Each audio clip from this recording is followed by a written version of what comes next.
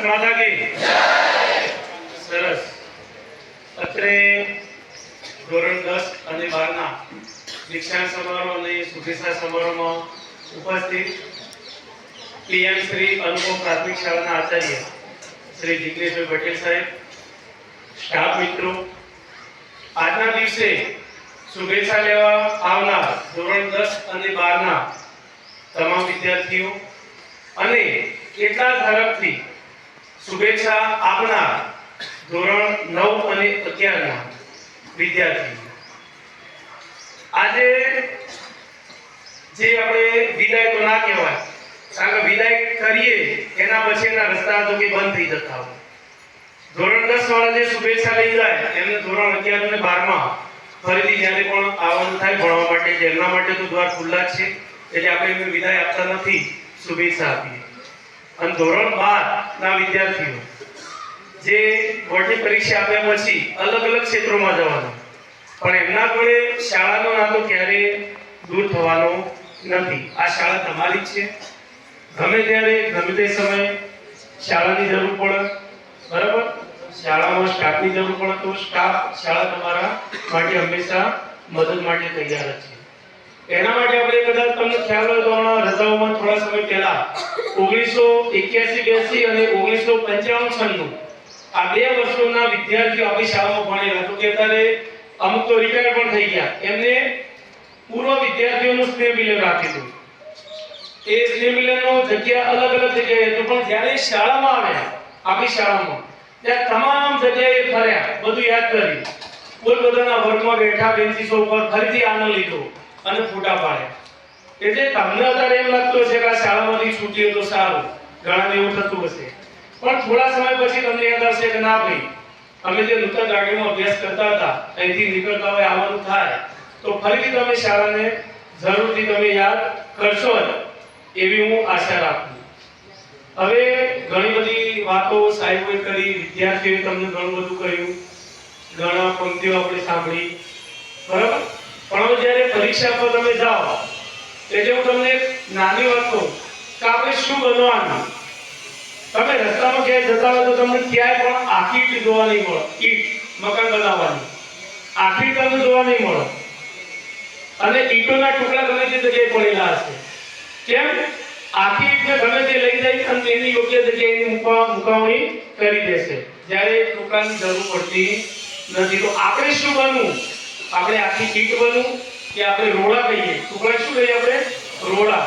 એ રોડા પગમાં આવતા હોય હતા, તો આપણે રોડા બનવાનું કે આખી ઈંટ બનવાનું, એ આપણે નક્કી કરવાનું. બીજી વાત, તમારે જ્યારે પણ પરીક્ષા આપવા જાઓ એટલે તમને 5 પી ઇંગ્લિશના 5 પી વિશે હું વાત કરીશ. એ કયા કયા પી? પહેલો પી પ્રેક્ટિસ, બીજો પી પરફેક્શન, ત્રીજો પી પર્સનાલિટી, ચોથો પી પોઝિટિવિટી અને પાંચમો પી પ્રેયર. હું એક એકનું તમને થોડી વાત કરીશ. પહેલો પ્રેક્ટિસ. પ્રેક્ટિસ એટલે જે તમે અત્યાર સુધી મહેનત કરી હોય, તમને આખું વર્ષ જ્યારથી એડમિશન લે છે સાહેબો કહેવાનું ચાલુ કરે, ભાઈ વાંચ, લખ, પ્રેક્ટિસ કર, આ પેપરની તૈયારી કર, આમ કર, તેમ કર, આપણને કાઢવું પડતું હોય, પણ જેણે જેણે પ્રેક્ટિસ કરી હશે અને જે પણ હજુ પ્રેક્ટિસ કરશે એનું પરિણામ હંમેશા ઊંચું આવશે. અને પ્રેક્ટિસ વગર કંઈ પણ પરિણામ સારું મેળવી શકાતું નથી. સીધા ઊંઘમાંથી ઉઠીએ પેપર આપવા જઈએ, સારું પેપર જાય, આ વાત કોઈના ગળે ઉતરે એમ નથી. એટલે પ્રેક્ટિસ કમ્પલસરી. બીજું પરફેક્શન. પરફેક્શન એટલે જીવનમાં તો પરફેક્શન હોય, પણ આપણે પેપર લખીએ છીએ બોર્ડના, એમાં પણ પરફેક્શન હોવું જોઈએ. જવાબો લખવામાં તમારે 12મા વાળાનો અનુભવ હશે, ધોરણ 10 ની પરીક્ષા આપી હશે, તો કેવી સપ્લિમેન્ટરી હોય, કેવા પ્રશ્નો હોય. બોર્ડની પરીક્ષામાં ગભરાવાની જરૂર નથી, અને આ પરીક્ષા જીવનની છેલ્લી પરીક્ષા પણ નથી, એ પણ તમને કહું. આવી પરીક્ષાઓ તો ઘણી બધી આવશે. જેમ તમે પહેલી અને બીજી પરીક્ષા એકમ કસોટીઓ આપતા હતા, એ જ રીતે આ પરીક્ષા આપવાની. આપણી પરીક્ષામાં થોડી સંખ્યા ક્લાસમાં વધારે હોય, આની અંદર તમારી 32 જણા હશે. આની અંદર સપ્લિમેન્ટરી બોર્ડ તરફથી આવશે, સુપરવાઇઝર આપણા શિક્ષકો મળી જશે. એટલે ગભરાવાની જરૂર નહીં. આપણી શાળાનો નંબર આવો, રત્નમણીમાં આવો કે શારદામાં આવો. ઘણા તો એવું કહે કે શારદામાં રત્નમણીમાં આવો સારું ચોરી કરવા થાય. આ વખતે સરકારે થોડા નિયમો કડક કર્યા છે, બરાબર, એટલે ચોરી તો આશા રાખતા જ નહીં. ક્યાંક વળી કોઈ લખાઈ દીધું હોય, કોઈ સ્કૂલમાં ક્યાંક પાસ થઈ ગયા હોય તો એમના સમજ તક આપણે સારું રિઝલ્ટ લાવી શકીશું વગર મહેનતથી. પણ એ નહીં તો કેમેરામાં આવી ગયા તો તમારું 1 કે 2 કે 3 વર્ષ બગડવાની તૈયારી રાખજો. અને આ વખતે જે સરકારે જે નિયમો કર્યા, કઈ ભૂલના લીધે, કયા ગુનાના લીધે કઈ સજા થાય, એ હું આજે તમને સાંજે દરેકના રૂપમાં મુકાઈ દઈશ.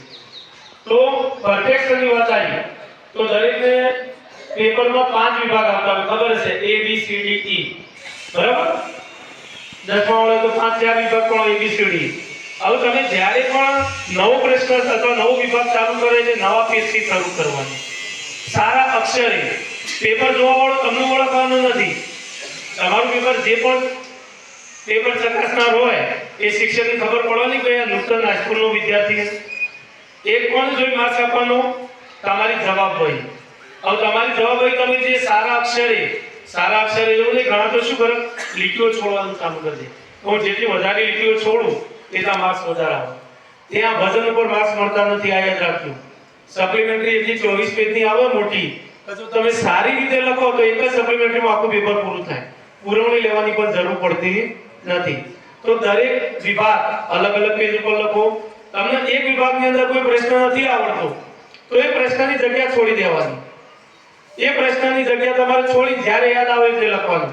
પણ તમે એની અંદર પણ ક્રમ આગા પાછા કરશો, બંધ ત્યાં સુધી નહીં કરવાનું, ના છૂટકે. તો એ શું કહેવાય, જોવાવાળાની આંખોમાં કે ભાઈ આ વિદ્યાર્થીનું પેપર એકદમ પરફેક્ટ છે. પહેલા પ્રશ્નથી છેલ્લા પ્રશ્ન સુધી ક્રમબદ્ધ, ભલા આવડ ના આવડ, કોરું નહીં રાખવાનું.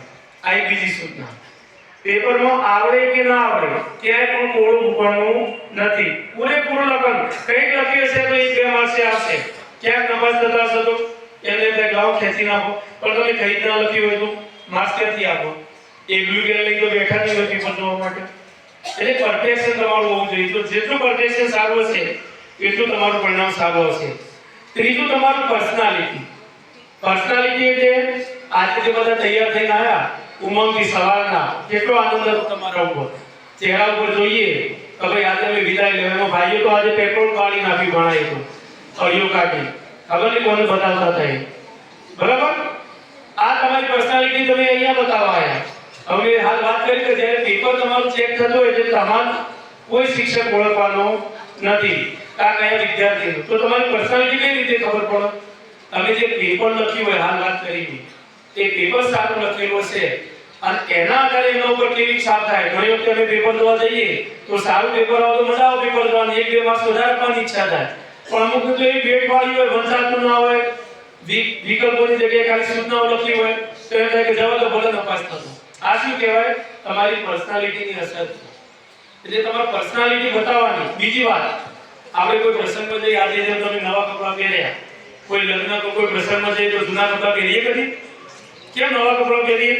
એક આપણામાં નવી ઉર્જા આવે, આપણને આનંદ થાય. તો જ્યારે પણ પરીક્ષા આપવા જાઓ એટલે સરસ મજાના તૈયાર થઈને, જે બહુ હાઈ ફાઈ નહીં કહેતો, ચોખ્ખા સ્વચ્છ કપડાં પહેરી પેપર આપવા જઈએ તો એનાથી પણ પોઝિટિવ એનર્જી તમારી અંદર ઉત્પન્ન થશે. ચોથું પોઝિટિવિટી એટલે હકારાત્મકતા. ત્યારે નકારાત્મકતા જીવનમાં નહીં લાવવાની. દિલીપભાઈ સાહેબનું આ પ્રસંગે સ્વાગત કરીએ છીએ. ત્યારે તમારે જીવનમાં નકારાત્મક આપણે નહીં લઈએ. હકારાત્મક એટલે મને આવડશે, પેપર સહેલું જ જશે. પેપર અઘરું હોય તો પણ કઈ વાતો નહીં, જે આવી મારે લખવાનું છે. નિરાશ ક્યારે નહીં થવાનું. કારણ કે ઘણી વખતે આપણે ઘણા કિસ્સા જોઈએ કે ભાઈ પરીક્ષાનું પરિણામ આવવાનું હોય, ગભરાઈ ઘણા વિદ્યાર્થીઓ ખોટા નિર્ણયો લઈ લેતા હોય. આવી પરીક્ષાઓમાં પહેલા પણ તમને શબ્દ કહ્યો, આખી જિંદગી તમારી પરીક્ષાઓ આવશે, તમારે જો આપતી હશે તો. નપાસ થઈ નહીં કહેતો, ભણવા માટેની કોઈ સીમા નથી. તમારે જેટલું ભણવું એટલું ભણી શકાય. ઘણા એવા મેં જોયા છે, જ્યારે ચંદીગઢમાં હું ભણતો ત્યારે 85 વર્ષના એક નેપાળના દાદા પીએચડી કરવા માટે આવ્યા હતા. બાકા ચાલતા હતા, હાથમાં લેપટોપ. 2006 ની વાત કરું, એ વખતે પીએચડી કરતા હતા, 85 વર્ષે. એ ભણવાની કોઈ ઉંમર હોતી નથી. એટલે તમારું પરિણામ જે આવું હોય, તમે જેવી મહેનત કરી છે એવું પરિણામ આવશે. એનાથી પણ તમારી નકારાત્મકતા જીવનમાં કે મગજમાં ક્યારેય લાવવાની નથી. અને છેલ્લો પી એ તમારું પ્રેયર એટલે પ્રાર્થના. હંમેશા આપણે તો એટલા નસીબદાર છીએ તમારા બહુચરના સાનિધ્યમાં એમના ખોળામાં એમની બાજુમાં જ આપણે અભ્યાસ કરીએ. તમે બીજી કોઈ પણ જગ્યાએ જજો અને આપણે સંકલ્પની અંદર તમે ખાલી પ્રવેશ કરજો તો ખાલી મંદિરના પટાંગણમાં રસ્તા ઉપર આવીએ તો આખી એક એનર્જી અલગ આપણને અનુભવ થાય, એક અહેસાસ અલગ થાય. તો જો આવી માતા અહીંયા બાજુ બેઠેલી હોય અને એના આશીર્વાદ આપણને મળી જાય, બરાબર, અને એના પરચા જેણે જોયા જેણે અનુભવ્યા છે, જે ના માનતો એ વાત અલગ જ છે, જો કે માનીએ છીએ બધા, પણ માતાજીની જે કૃપા છે એ તો અપરંપાર છે. તમે માગો એનાથી તમને બમણું આપશે, પણ માગે ક્યારે મળે એની સામે આપણે મહેનત કરવી પડે. એનો જઈ કહીએ કે માતાજીમાં પેપર સારું જજો અને પૂરેપૂરા માર્ક્સ આવે એમ ના આવે, એની સામે તમારે મહેનત પણ કરવી પડે. એટલે માતાજીને આપણા જે ઈષ્ટદેવ હોય, જે કુળદેવી હોય, એ બધાને યાદ કરી સરસ મજાનું પેપરનો સમય હોય, તમારી રિસીપ્ટ 20 તારીખ આજુબાજુ આવી જાય એટલે ગ્રુપ જોતા રહેજો. અમે ગ્રુપમાં મેસેજ મૂકીએ એ વખતે તમારે રિસીપ્ટ લેવા આવવાનું થાય. એક ફોટો તમારો પાસપોર્ટ સાઈઝનો સાથે લેતું આવવાનું, કારણ કે ફોટો ચોંટાડ્યા પછી એના ઉપર સિક્કો કર્યા બાદ તમને અહીંથી રિસીપ્ટ આપવામાં આવશે. તો જ્યારે પણ પેપર આપવા જઈએ તો આનંદ સાથે જે પણ જગ્યાએ પહેલા દિવસે થોડા વહેલા જઈએ, કારણ કે ઘણી વખતે એવું થાય પેપર ચાલુ થઈ ગયો અડધો કલાક થયો તો શાળામાં સેન્ટર શોધવામાં આપણે રખડતા હોઈએ. એટલે એવું લાગે તો આગલા દિવસે અહીં તમારો બ્લોક થયો, જે પણ સ્કૂલમાં હોય, શાળામાં હોય, રસોડામાં આપણી સ્કૂલ હોય, આગલા દિવસે તમે અહીં શાળામાં બ્લોક જોઈ શકો. રૂમ તમને ખોલા જોવા નહીં મળે, બ્લોક જોઈ શકશો. આ પરીક્ષામાં અડધા કલાક પહેલા શાળામાં જવાની આદત પાડવાની. એવું નહીં કે સમય ટુ સમય જઈએ, ક્યારેક ટ્રાફિક હોય, ક્યારેક આપણું વ્હીકલ બગડતું હોય, કોઈ કેવું કઈ મુસીબત આવી જાય તો આપણે સમયસર પહોંચી ના શકીએ. તો એના લીધે ઉતાવળમાં આપણે જે પરીક્ષા પાઈએ તો એક તો ગભરામણ હોય, હવે સમય થઈ ગયો, નામ થયું, કેમ થયું, એમાં આપણો 5-10 મિનિટનો સમય બગડે. આખું પેપર જે લખવું હોય ફ્રેશ મનથી એ આપણે લખી શકતા નથી. પેપર તમે જેટલા ફ્રી માઇન્ડથી લખશો, નિખાલસ ભાવથી લખશો, એટલું પેપર તમારું સારું રહેશે. મારી શાળાના તમામ શિક્ષક મિત્રોએ તમને આખું વર્ષ ખૂબ મહેનત કરાઈ. હમણાં સુધી ગઈકાલ સુધી તમને પેપરો લખાયા, એટલે હવે મહેનતમાં કોઈ કચાશ રાખી નથી. આર્ટ્સના વિદ્યાર્થીઓ હોય કે સાયન્સના વિદ્યાર્થીઓ હોય, હવે હું તમારી જોડેથી ગુરુદક્ષિણામાં બીજું કંઈ માંગતો નથી, પણ તમે બધા સારી પરીક્ષા આપી સારું પરિણામ મેળવી આપણી બેચરાજી શાળાનું, બેચરાજી સેન્ટરનું, મહેસાણા જિલ્લાનું, ગુજરાત રાજ્યમાં આપણા વિદ્યાર્થીઓનો નંબર આવે, હું એથી તમારી આશા રાખું. બધા વિદ્યાર્થીઓ નંબર ના લઈ શકે હું પણ જાણું. અમુક વિદ્યાર્થીઓ એવું હશે કે હું ક્યાંક સારા નંબર લાવું, અમુક વિદ્યાર્થીઓ એવું હશે કે હું પાસ કઈ રીતે છું. પાસ થવા માટે પણ નોર્મલ તમે વિકલ્પોને તૈયાર કરી લેશો તો પાસ થવું એ અઘરું નથી. અને જે હોશિયાર છે એ સારી મહેનત કરજો તો આપણું શાળાનું, ગામનું, તાલુકાનું, જિલ્લાનું આપણું જે નામ રોશન કરવાનું હોય એ આપણે કરી શકીએ. તો હું શાળાના વડા તરીકે તમારા જોડે એક જ આશા રાખીશ કે તમે આ વર્ષનું પરિણામ સારામાં સારું બને ત્યાં સુધી કોઈ નપાસ ના થઈ ગઈ. અને નપાસ ના થવું હોય તો એના માટે અત્યાર સુધી સાહેબે ઘણી બધી સૂચનાઓ આપી, શું કરવું જોઈએ, કેવું લખવું જોઈએ, કઈ રીતે લખવું જોઈએ. આજે બધું કહેવા બેસે તો આખો દિવસ જતો રહે. એ રીતે તૈયારી કર્યા પછી આપણે પરીક્ષા આપીશું. પરીક્ષાનો કોઈ પણ ડર આપણા મનમાં નહીં રાખવાનો. બોર્ડની પરીક્ષા એટલે કઈ મોટી નથી, જેમ સ્કૂલની આપતા હતા એ રીતે બોર્ડની પરીક્ષા. હા, ગેરરીતિ નહીં કરવાની, કાપલી નહીં લઈ જવાની, આજુબાજુ ડાફેલા નહીં મારવાના, બાજુમાં એ પણ નહીં કહેવાનું કેટલા વાગે તો એમ જોયું તો કેમેરામાં તો ખાલી તમારો ચહેરો જ દેખાશે. સીધા તમને મહેસાણા ત્યારબાદ ગાંધીનગર તમારે જવું પડશે અને ગુનેગાર સાબિત